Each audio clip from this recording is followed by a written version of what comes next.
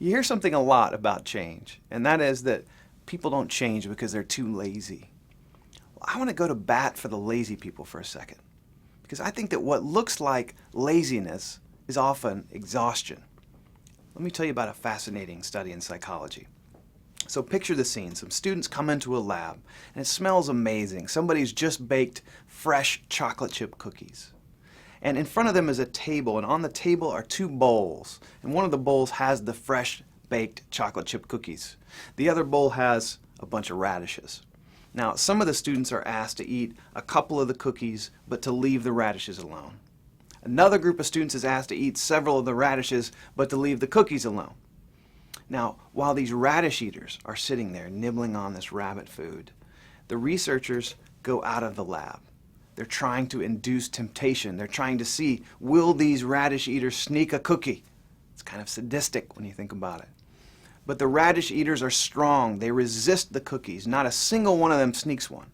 And meanwhile, as you can imagine, the cookie eaters don't experience the same kind of temptation to binge on the radishes. So, study appears to be over.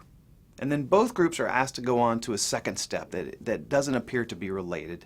It looks like a kind of logic puzzle, where they're asked to trace out a complicated geometric shape without raising their pencil above the paper.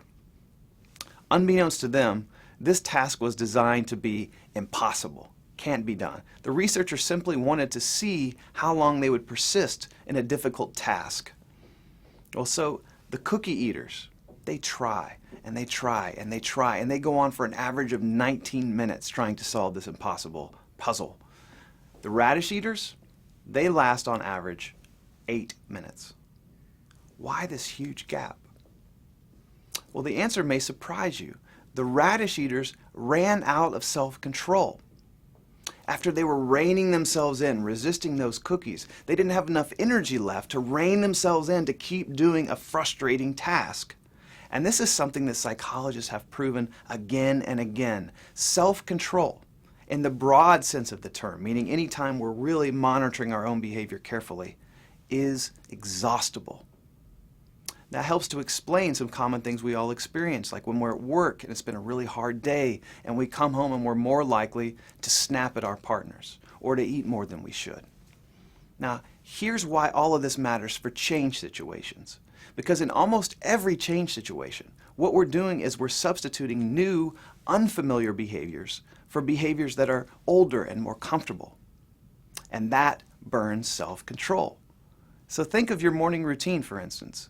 You have a way, a system for showering and brushing your teeth, and you've been doing it for so long it's unconscious, it's effortless. What if you wanted to redesign the whole thing from top to bottom? You could do it, but it would take tremendous self-control. You would have to monitor yourself every second of the morning, and by the time you got to work, you'd be mentally exhausted. What looks like laziness is often exhaustion.